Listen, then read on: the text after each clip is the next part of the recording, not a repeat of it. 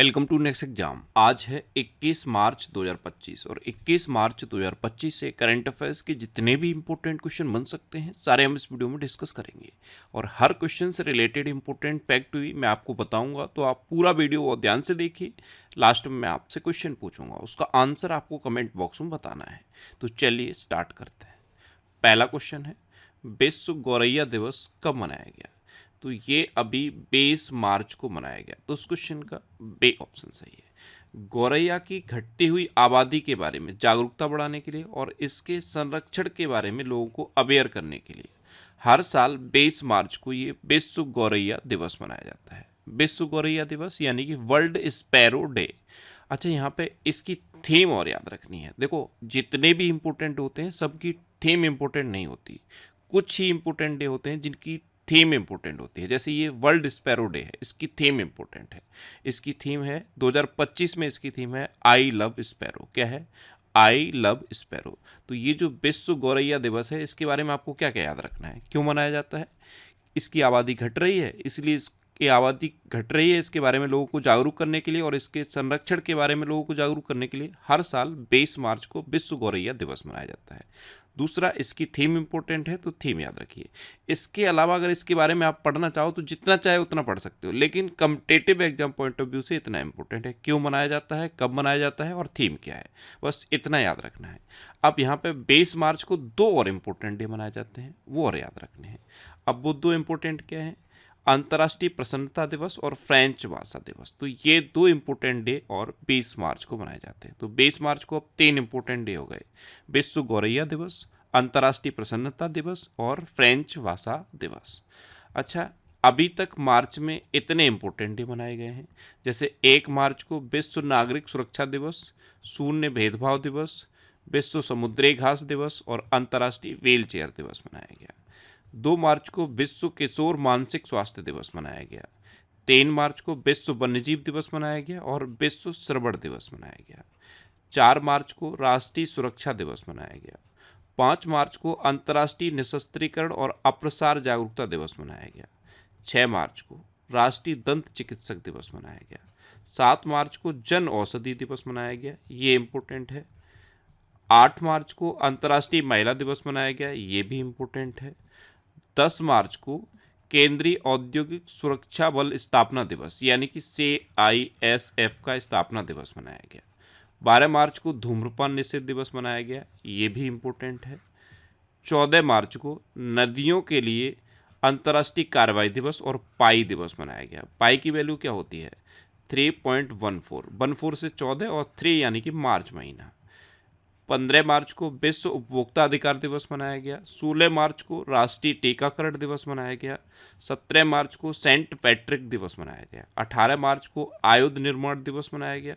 19 मार्च को अंतर्राष्ट्रीय ग्राहक दिवस मनाया गया और 20 मार्च को अब 3 इम्पोर्टेंट डे बनाए गए हैं: विश्व गौरैया दिवस, अंतर्राष्ट्रीय प्रसन्नता दिवस और फ्रेंच भाषा दिवस।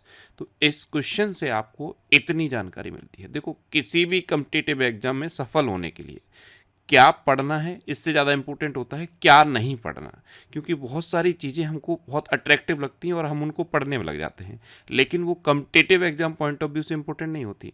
अगर आपका फोकस कोई कॉम्पिटिटिव एग्जाम क्वालिफाई करना है तो आपको ये पता होना चाहिए क्या हमको पढ़ना है, और इससे भी ज़्यादा इम्पोर्टेंट है क्या हमको नहीं पढ़ना। तो हमको जो नहीं पढ़ना है उसे हमें छोड़ना है और जो हमको पढ़ना है उस पर ज़्यादा फोकस करना है। तो जैसे ये विश्व गौरैया दिवस था, इसके बारे में आपको सिर्फ 3 ही फैक्ट याद रखने हैं: कब मनाया जाता है, क्यों मनाया जाता है और इस बार इसकी थीम क्या है। नेक्स्ट क्वेश्चन है, हाल ही में किसे काठमांडू विश्वविद्यालय का वाइस चांसलर नियुक्त किया गया? तो डॉक्टर अच्युत प्रसाद वागले, ये हैं डॉक्टर अच्युत प्रसाद वागले। अब मैं इनके बारे में आपको बताता रहूं कि इन्होंने कहाँ से एजुकेशन की है, कहाँ के हैं, तो इसका कोई मतलब नहीं है। सिर्फ इतना याद रखना है कि ये काठमांडू विश्वविद्यालय के वाइस चांसलर बन गए हैं। नाम क्या है? अच्युत प्रसाद वागले। और ये इमेज इसलिए इंपॉर्टेंट है कि जैसे ही आप अच्युत प्रसाद वागले सुने तो ये इमेज आपके माइंड में छप जानी चाहिए, क्योंकि हमारी जो विजुअल मेमोरी होती है ये बहुत इफेक्टिव होती है। आपने डॉक्टर अच्युत प्रसाद वागले सुना, ये इमेज आपके माइंड में छप जाएगी, तो जब आप रिकॉल करने की कोशिश करोगे तो आपको आसानी से याद हो जाएगा। तो काठमांडू विश्वविद्यालय के वाइस चांसलर बने हैं डॉक्टर अच्युत प्रसाद वागले। तो इस क्वेश्चन का सी ऑप्शन सही है। अच्छा, अभी भारतीय बैंक संघ के मुख्य कार्यकारी अधिकारी के रूप में अतुल कुमार गोयल ने कार्यभार संभाला। जस्टिस जयमाल बागची ये सुप्रीम कोर्ट के नए जज बने। ताकाशी नाकाजिमा ये होंडा कार्स इंडिया के नए अध्यक्ष और सीईओ बने। विकास कौशल को एचपीसीएल का अध्यक्ष और प्रबंध निदेशक नियुक्त किया गया। अमिताभ मुखर्जी को एनएमडीसी के सीएमडी के रूप में नियुक्त किया गया। डॉक्टर अंजू राठी राणा को कानूनी मामलों का सचिव नियुक्त किया गया। अजय भादु को गवर्नमेंट ई मार्केट प्लेस का सीईओ नियुक्त किया गया। और आरबीआई ने अजेत रत्नाकर जोशी को कार्यकारी निदेशक नियुक्त किया है। नेक्स्ट क्वेश्चन है, कौन लगातार विश्व खुशहाली रैंकिंग में शीर्ष पर रहा? तो लगातार 8वें साल, पिछले 8 सालों से लगातार फिनलैंड विश्व खुशहाली रैंकिंग में टॉप पर रहा है। तो उस क्वेश्चन का बी ऑप्शन सही है। अब यहाँ पे देखो, फिनलैंड फर्स्ट पे है, डेनमार्क सेकंड पे है और आइसलैंड थर्ड पे है। तो ये टॉप 3 याद रखने हैं। जब भी कोई रैंकिंग होती है मैं आपको टॉप 3 बताता हूँ और इंडिया की रैंकिंग बताता हूँ। तो रैंकिंग में सिर्फ इतना ही याद रखना है। टॉप 3 में भी जो टॉप पे है वो ज़्यादा इंपॉर्टेंट है, लेकिन फिर भी टॉप 3 याद रखिए और इंडिया की रैंकिंग याद रखिए। तो ये जो विश्व खुशहाली रैंकिंग है ये हर साल अंतर्राष्ट्रीय प्रसन्नता दिवस पर मनाई जाती है। अंतर्राष्ट्रीय प्रसन्नता दिवस जो मनाया जाता है तब इसे जारी किया जाता है। तो अभी अंतर्राष्ट्रीय प्रसन्नता दिवस कब मनाया गया? 20 मार्च को। और विश्व खुशहाली रैंकिंग जारी कर दी गई। इसमें लगातार 8 सालों से फिनलैंड टॉप पर है। इस बार अपना देश भारत 118वें नंबर पे है। कौन से नंबर पे है? 118वें नंबर पे। तो टॉप 3 आपको पता हो गए और इंडिया की रैंकिंग पता हो गई। इतना आपके लिए सफिशिएंट है। इसके बाद अगर आप पढ़ना चाहो तो जितना चाहे उतना पढ़ सकते हो, लेकिन एग्जाम अगर आपका फोकस है तो सिर्फ इतना पढ़ो। फिनलैंड के बारे में आपको पता होना चाहिए कि मैप में कहाँ है। जैसे ये है मैप में फिनलैंड। फिनलैंड की कैपिटल क्या है? हेलेंस्की। और इसकी करेंसी है यूरो। और इसके प्रेजेंट टाइम पे प्रेसिडेंट कौन है? Alexander Stubb. अच्छा, मैप पूरा याद होना चाहिए। जैसे फिनलैंड सुना तुरंत माइंड में आना चाहिए, अरे यहाँ पे है फिनलैंड। स्वीडन सुना तो तुरंत माइंड में आना चाहिए, यहाँ पे है स्वीडन। इस तरह से मैप तो पूरा आपको याद होना चाहिए। जैसे ही किसी भी कंट्री का नाम सुनो, जैसे ये आयरलैंड है, तुरंत माइंड में छप जाना चाहिए कि यूके के पास में है आयरलैंड। तो ये चीज़ें आपको याद होनी चाहिए। मैप तो पूरा आपके माइंड में छपा हुआ होना चाहिए। जैसे ही किसी भी कंट्री का नाम सुनो, तुरंत वहीं पे आपकी इमेज जानी चाहिए और वो कंट्री आपके माइंड में तुरंत आ जानी चाहिए। तो ये है फिनलैंड। अच्छा, नेक्स्ट क्वेश्चन है, लंबी दूरी की धावक अर्चना जाधव का डोपिंग उल्लंघन के कारण कितने साल का प्रतिबंध लगा है? तो लंबी दूरी की धावक हैं अर्चना जाधव। इन पर 4 साल का प्रतिबंध लगा है। और क्यों लगा है? डोपिंग की वजह से। डोपिंग के कुछ नियम होते हैं, जैसे वर्ल्ड एंटी डोपिंग एजेंसी है वाडा, ऐसे ही भारत में नाडा है, नेशनल एंटी डोपिंग एजेंसी। ये डोपिंग के कुछ रूल्स एंड रेगुलेशन बनाते हैं। अगर कोई भी एथलीट उनको फॉलो नहीं करता तो डोपिंग नियमों के उल्लंघन की वजह से उस पर प्रतिबंध लगाया जाता है। तो ये अर्चना जाधव हैं, ये लंबी दूरी की धावक हैं। इन्होंने डोपिंग के नियमों को फॉलो नहीं किया तो इन पर 4 साल का प्रतिबंध लगा है। तो उस क्वेश्चन का सी ऑप्शन सही है। नेक्स्ट क्वेश्चन है, 57वीं नेशनल खो खो चैंपियनशिप 31 मार्च से कहाँ शुरू होगी? तो 57वीं है ये नेशनल खो खो चैंपियनशिप, ये इसी 31 मार्च से उड़ीसा में शुरू होगी। तो उस क्वेश्चन का बी ऑप्शन सही है। अब उड़ीसा में शुरू होगी तो ये है मैप में उड़ीसा। उड़ीसा की कैपिटल है भुवनेश्वर। उड़ीसा के चीफ मिनिस्टर हैं मोहन चरण मांझी और उड़ीसा के गवर्नर हैं डॉक्टर हरि बाबू कम्ममपति। कौन है? डॉक्टर हरि बाबू कम्ममपति। उड़ीसा सरकार ने ग्राम विकास के लिए विकासिता गांव योजना शुरू की।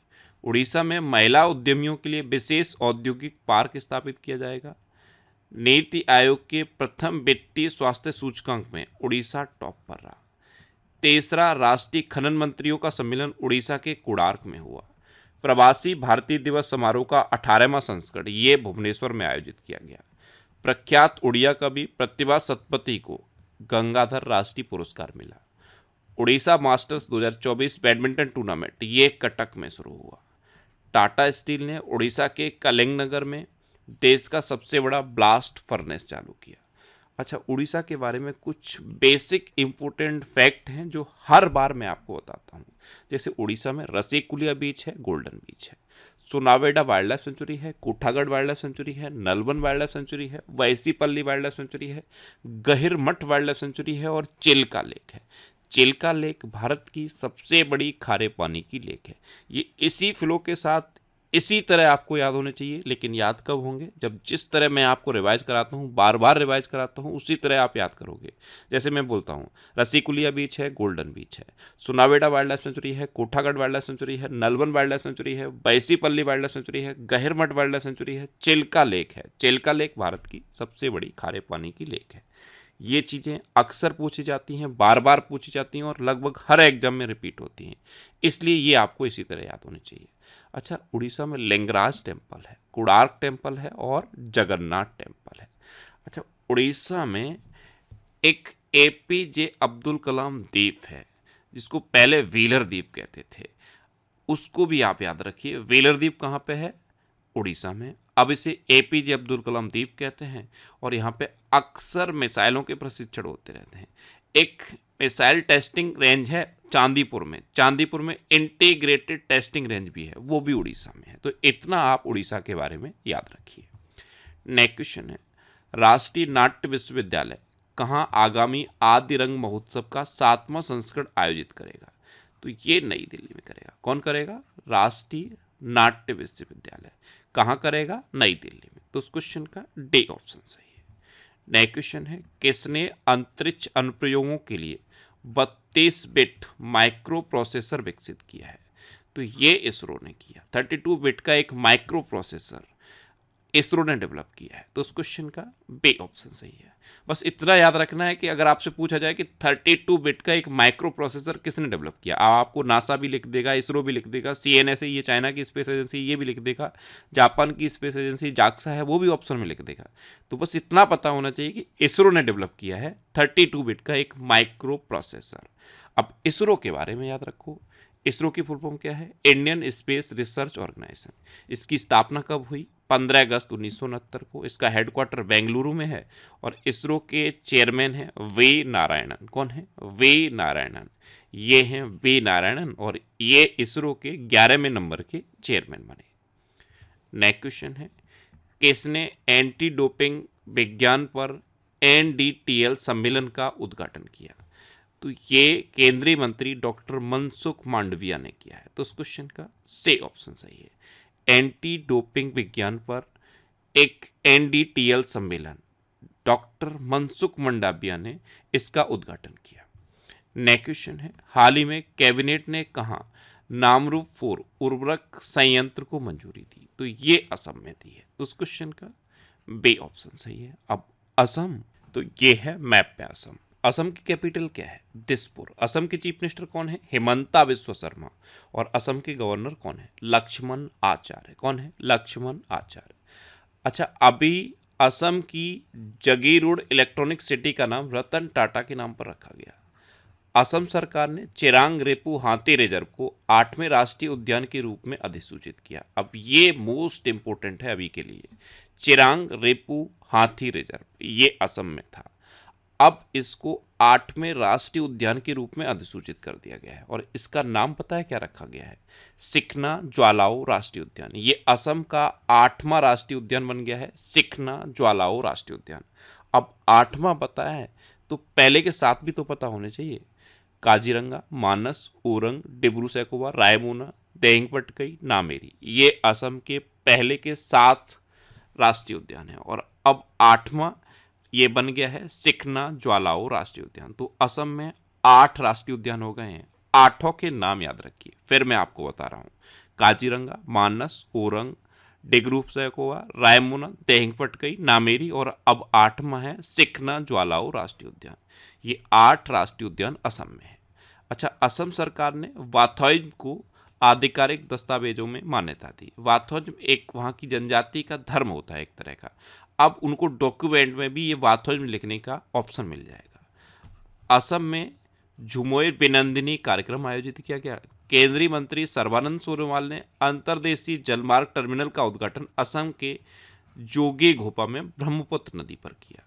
असम के मुख्यमंत्री ने डिब्रूगढ़ को राज्य की दूसरी राजधानी बनाए जाने की घोषणा की और असम सरकार ने छात्रों के प्रदर्शन का आकलन करने के लिए गुणोत्सव 2025 शुरू किया। नेक्स्ट क्वेश्चन है, किसने पत्रकारिता 2025 में रामनाथ गोयनका पुरस्कार जीता? तो आज तक की है मृदुलिका झा। मृदुलिका झा, ये है मृदुलिका झा, ये आज तक की है।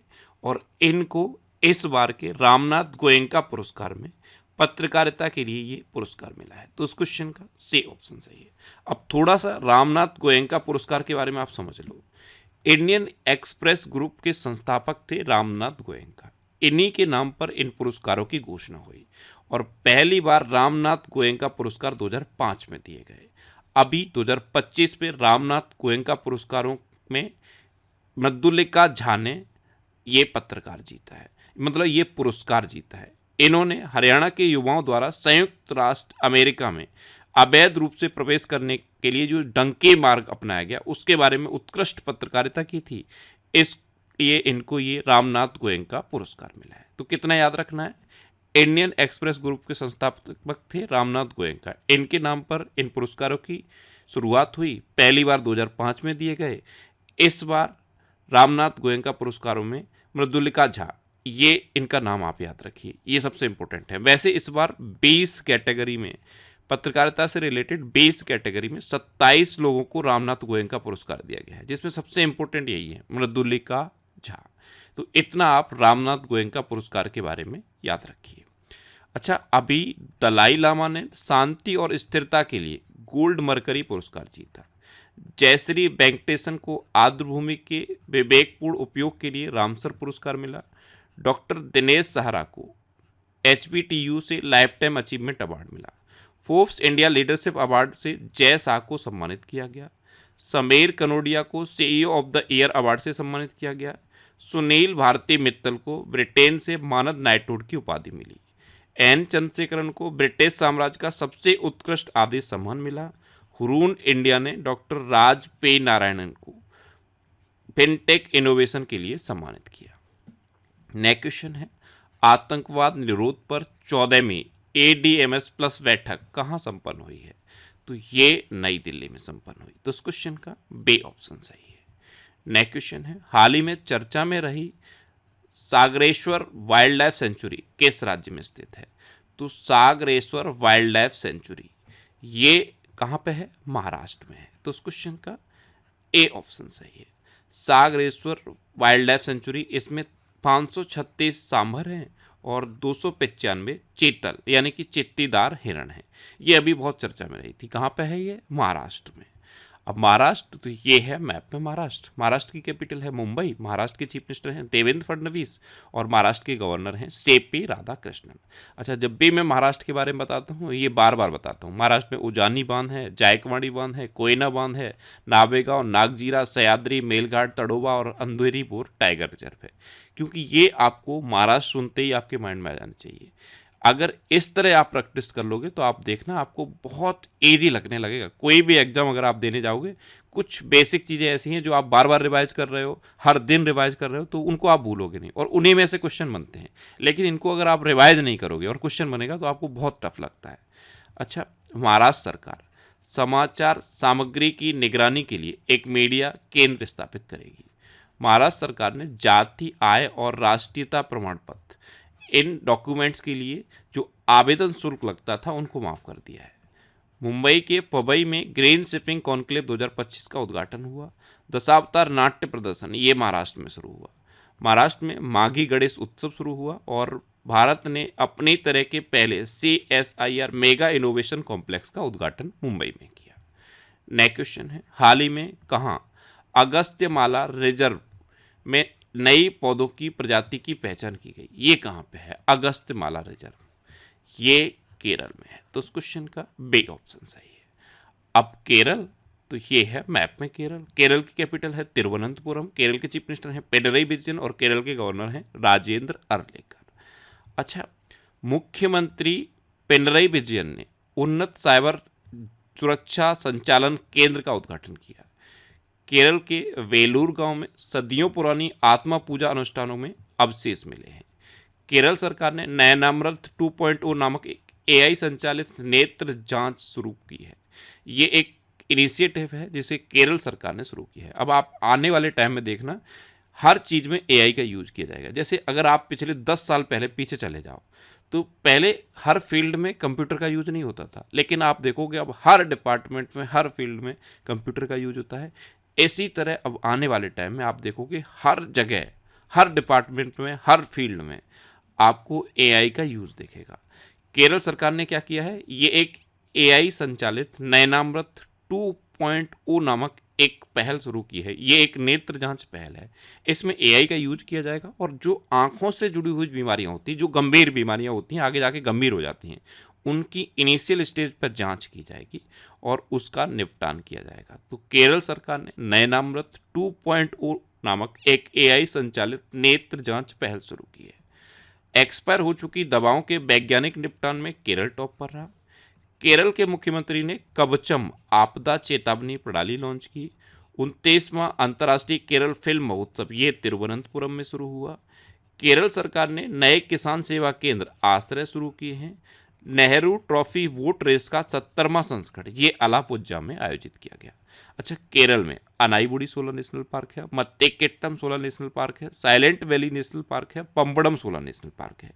यही लिखे है ना मैंने यहाँ पे, देखो अनाईबुड़ी सोलर नेशनल पार्क है, मत्तेकेट्टम सोलर नेशनल पार्क है, पंबड़म सोलर नेशनल पार्क है, साइलेंट वैली नेशनल पार्क है, एरविकुलम नेशनल पार्क भी केरल में है, पेरियार नेशनल पार्क सबसे इंपॉर्टेंट है। केरल का नाम सुनो, पेरियार नेशनल पार्क माइंड में आना चाहिए। ये केरल में है। केरल में शांत घाटी है, थय्यम त्यौहार मनाया जाता है, थिसुरपुरम त्यौहार केरल में मनाया जाता है और सबसे इंपॉर्टेंट ओणम, ओणम भी केरल में मनाया जाता है।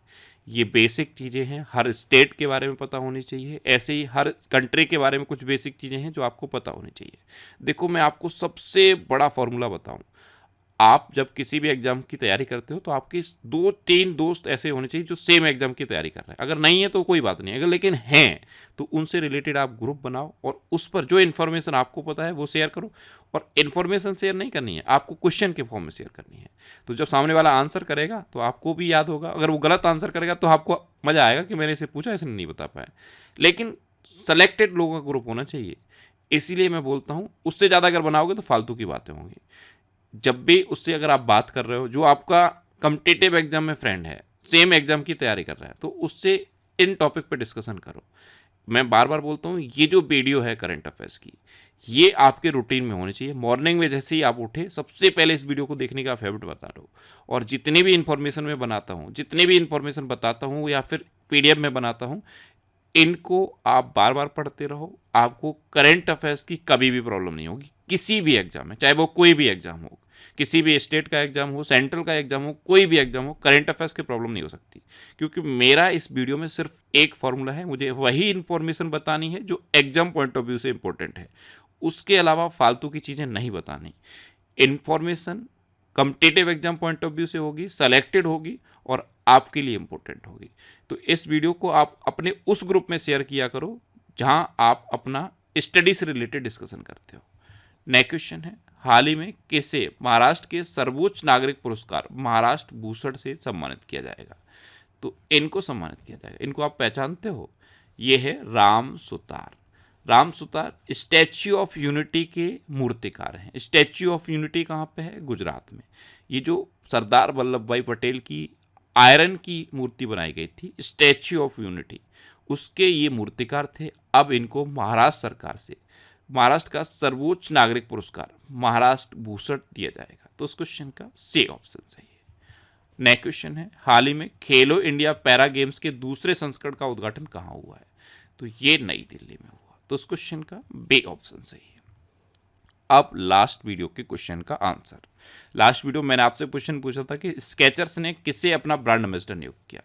तो जसप्रीत बुमराह को। स्केचर्स ये एक शूज की कंपनी है, इसने जसप्रीत बुमराह को अपना ब्रांड एम्बेसडर बनाया। यानी कि इस क्वेश्चन का बे ऑप्शन सही था और लगभग सभी स्टूडेंट ने इसका आंसर सही दिया है। मोस्टली स्टूडेंट ने इसके बारे में डिटेल में लिखा। ध्यान रखना, मोस्टली स्टूडेंट लिखते हैं डिटेल में, लेकिन सारे स्टूडेंट नहीं लिखते। जैसे मैंने ये ब्रांड एम्बेसडर का क्वेश्चन पूछा था, तो और भी जितने भी ब्रांड एम्बेसडर हैं वो आपके माइंड में आने चाहिए थे। जैसे ये क्वेश्चन का आंसर किसी ने लिखा है, जसप्रीत बुमराह स्केचर्स के ब्रांड एम्बेसडर बन गए, लोरियल पेरिस की आलिया भट्ट बनी, बीबो ने सुहाना खान को बनाया, अमेजन ने अनन्या पांडे को बनाया। इस तरह से ये जो ब्रांड एम्बेसडर इन्होंने लिखे हैं, इसी तरह आपके माइंड में आना चाहिए, और डिटेल में, जितना ज़्यादा डिटेल में लिख सकते हो उतना ज़्यादा डिटेल में लिखो, क्योंकि जो आप लिख देते हो फिर उसे आप कभी भूलते नहीं हो। लेकिन क्वेश्चन जब भी पूछता हूँ आंसर जरूर करो। होगा क्या, ज़्यादा से ज़्यादा गलत होगा, लेकिन आंसर करो। आंसर करने की हैबिट होनी चाहिए। जो भी क्वेश्चन सामने से आपकी तरफ आए उसका आंसर जरूर करो। क्या होगा, ज़्यादा से ज़्यादा गलत होगा, गलत होने पर कोई जेल तो थोड़ी कर देगा, लेकिन आंसर जब करते हो गलत होता है और उसका आंसर आपको जब सही पता चलता है तो उसे आप कभी भूलते नहीं हो। इसलिए मैं बोलता हूँ आंसर लिखा करो, और जितना ज़्यादा डिटेल में लिख सकते हो उतना ज़्यादा डिटेल में लिखा करो। अच्छा, ये पहले ये ध्यान रखो, ये नेक्स्ट एग्जाम का ऑफिशियल टेलीग्राम चैनल है। आज की डेट में यहाँ पे 4,97,000 से ज़्यादा सब्सक्राइबर है। ये टेलीग्राम का ऑफिशियल चैनल है, सिर्फ इसी को आप ज्वाइन करो। बहुत सारे स्टूडेंट के मैसेज आते हैं, कुछ लोगों ने नेक्स्ट एग्जाम के नाम से ही बहुत सारे फेक टेलीग्राम पे ग्रुप बना लिए हैं, बहुत फेक अकाउंट भी बना लिए हैं। उनमें वो लोग लगातार फ्रॉड कर रहे हैं, और आज का जो फ्रॉड टाइम है, ये इंटरनेट से रिलेटेड फ्रॉड बहुत ज़्यादा चल रहा है। मैं इस टेलीग्राम चैनल पर सिर्फ 2 ही चीज़ें पोस्ट करता हूँ, या तो नेक्स्ट एग्जाम की वीडियोज़, और जो फैक्ट स्टडी पे मैं वीकली वीडियोज़ बनाता हूँ वो वीडियोज़ पोस्ट करता हूँ, या PDF पोस्ट करता हूँ। इसके अलावा इस टेलीग्राम चैनल पे आपको कोई भी मैसेज नहीं मिलेगा। क्वेश्चन का क्विज मिल सकता है, लेकिन कोई भी मैसेज कि स्टूडेंट की हेल्प कर रहे हैं, ये कर रहे हैं, वो कर रहे हैं, कुछ नहीं मिलेगा। क्विज मिलेंगे, वीडियोस मिलेंगे और PDF मिलेंगे। ये सिर्फ टेलीग्राम चैनल मेनली PDF के लिए है, क्योंकि जो भी PDF मैं बनाता हूँ वो यहाँ पे मैं फ्री ऑफ कॉस्ट प्रोवाइड करता हूँ। हर दिन का PDF आपको मिलेगा, वीकली मिलेगा और मंथली भी मिल सकता है, लेकिन यहाँ पे कोई फालतू की चीज़ नहीं होगी। तो जब भी आपने टेलीग्राम चैनल ज्वाइन किया हुआ, ध्यान से देख लो, जिस पर 4,97,000 के आसपास सब्सक्राइबर हैं, वही नेक्स्ट एग्जाम का ऑफिशियल टेलीग्राम चैनल है, उसे आप ज्वाइन करो। उसके अलावा अगर धोखे से भी या गलती से आपने कोई और ज्वाइन कर रखा है तो उसे आप छोड़ दो, क्योंकि वो लोग आपके साथ फ्रॉड कर रहे हैं। क्योंकि जो किसी और के नाम से फेक अकाउंट बनाएगा तो डेफिनेटली कुछ ना कुछ गलत करेगा, तो उनको आप छोड़ो। यही आपको ज्वाइन करना है। यहाँ पे मैंने जनवरी 2024 से दिसंबर 2024 तक का जो करंट अफेयर्स का PDF है, पूरे साल का PDF, इस पर मैंने पोस्ट कर दिया है, और उसे मैंने यहाँ पे सबसे ऊपर पिन भी कर रखा है, तो वहाँ से आप इसे क्लिक करके डाउनलोड कर सकते हो। अच्छा, ये वीकली वीडियोस हैं, जैसे ये मार्च का फर्स्ट वीक का वीडियो है। ये सारे वीकली वीडियोस यूट्यूब पर ही आपको फैक्ट स्टडी चैनल पे मिलेंगे। यूट्यूब पर जो फैक्ट स्टडी के नाम से चैनल है, उस पर मैं वीकली वीडियो बनाता हूँ, और कुछ स्पेशल टॉपिक होते हैं जो इंपॉर्टेंट होते हैं, उनकी भी वीडियो बनाता हूँ। तो उस चैनल को आप सब्सक्राइब कर लो, वहाँ पर आपको ये सारी वीडियोज़ मिल जाएंगी। अब आपके लिए रिविजन के क्वेश्चन। अभी भारत के पहले विश्व शांति केंद्र का उद्घाटन गुरुग्राम में हुआ, और फिर मैं आपको बोल रहा हूँ, गुरुग्राम सुनते ही ब्लैंकेट आना चाहिए माइंड में, क्योंकि ब्लैंकेट ने गुरुग्राम में 10 मिनट में एम्बुलेंस सेवा शुरू की है। पंजाब की विधानसभा ने सर्च इंजन लॉन्च किया है। ये क्यों लॉन्च किया? 1947 से लेकर अब तक पंजाब की विधानसभा में जितनी भी कार्रवाइयाँ हुई, जितने भी बहस हुई हैं, उनको अगर आप सर्च करना चाहते हो तो इस सर्च इंजन पर सर्च कर सकते हो। मुक्त भाषण सूचकांक में नॉर्वे टॉप पर रहा है। एक्सपायर हो चुकी दवाओं के वैज्ञानिक निपटान में केरल टॉप पर रहा है। कैंसर से प्रभावित देशों में सबसे अधिक कैंसर मृत्यु अनुपात भारत में रहा है। 23 वर्षों बाद कैप गिद्धों को दक्षिण अफ्रीका में देखा गया। अब जैसे ही मैं कैप गिद्ध सुनता हूँ, मेरे खुद के माइंड में आता है कि ये गिद्धों की सबसे पुरानी प्रजाति है और ये झुंड में रहती है। ये दो बेसिक, कैप गिद्ध के बारे में दो बेसिक इन्फॉर्मेशन है। जैसे ही कैप गिद्ध आप सुनोगे तुरंत आना चाहिए कि ये झुंड में रहते हैं और गिद्धों की सबसे पुरानी प्रजाति है। अभी जब इनको दक्षिण अफ्रीका में देखा गया तब भी इनको झुंड में देखा गया। 85 कैप गिद्धों का झुंड देखा गया। चीन ने वर्ष 2025 में अपने सैन्य खर्च में 7.2% की वृद्धि की। लैंडो नॉरिस, इन्होंने ऑस्ट्रेलियन ग्रैंड प्रिक्स 2025 जीता। नेपाल की संसद ने इलेक्ट्रॉनिक कॉमर्स विधेयक पारित किया। मध्य प्रदेश में किसानों को 5 रुपए में स्थायी बिजली कनेक्शन प्रोवाइड किया जाएगा। अपना देश भारत अमेरिका, चीन और जापान के बाद दुनिया में चौथा सबसे बड़ा वैश्विक धन केंद्र बनकर उभरा है। अच्छा, भारत जैसे ही आप सुन लो, क्योंकि भारत हमको बहुत प्यारा है, हमारा अपना देश है, इसके बारे में सारी चीज़ें याद होनी चाहिए। जैसे ही भारत आप सुनो तुरंत माइंड में आना चाहिए कि अपना देश भारत दुनिया का दूसरे नंबर का सबसे बड़ा मोबाइल फ़ोन का निर्माता है। भारत दुनिया का साइबर हमलों का दूसरा सबसे अधिक टारगेट किया जाने वाला देश है। कपड़ा और परिधान का दुनिया का 6 नंबर का सबसे बड़ा निर्यातक देश है। अपने देश भारत में दुनिया का 3 नंबर का मेट्रो का सबसे बड़ा नेटवर्क है। अपने देश भारत में रोड का दुनिया का दूसरे नंबर का सबसे बड़ा नेटवर्क है। ये सब चीज़ें माइंड में आनी चाहिए, क्योंकि जैसे ही आपने भारत सुना, भारत हमारा देश है, इसके बारे में जितनी भी इंफॉर्मेशन लगातार आपके माइंड में आती जानी चाहिए। एक आएगी, फिर दूसरी आएगी, फिर तीसरी आएगी, ये माइंड में चेन बननी चाहिए। जैसे मैंने अभी आपको इतनी सारी बताई, अभी मैं चाहूँ तो जितने भी क्वेश्चन है भारत से रिलेटेड सारे आपको बताता रहूँगा, क्योंकि वो माइंड में लगातार मैं बोलता हूँ, लगातार पढ़ता हूँ, लगातार आपको बताता हूँ, तो वो मैंने माइंड में सेव हो चुके हैं। इसी तरह आपके माइंड में भी सेव होने चाहिए। मोबाइल वर्ल्ड कांग्रेस 2025 का आयोजन स्पेन के बार्सिलोना में हुआ। हरमनप्रीत सिंह ने 7वें वार्षिक हॉकी इंडिया पुरस्कार समारोह में सर्वश्रेष्ठ खिलाड़ी का पुरस्कार जीता। जैगुआर फाइटर स्क्वाड्रन में पहली महिला पायलट तनुष्का सिंह बनी है।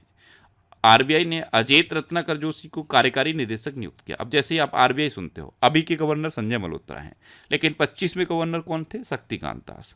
वो अभी क्यों इंपॉर्टेंट हैं? क्योंकि वो प्रधानमंत्री मोदी के प्रिंसिपल सेक्रेटरी बन गए हैं। आरबीआई के रिटायर गवर्नर प्रधानमंत्री मोदी के प्रिंसिपल सेक्रेटरी बने हैं, तो इम्पोर्टेंट हैं।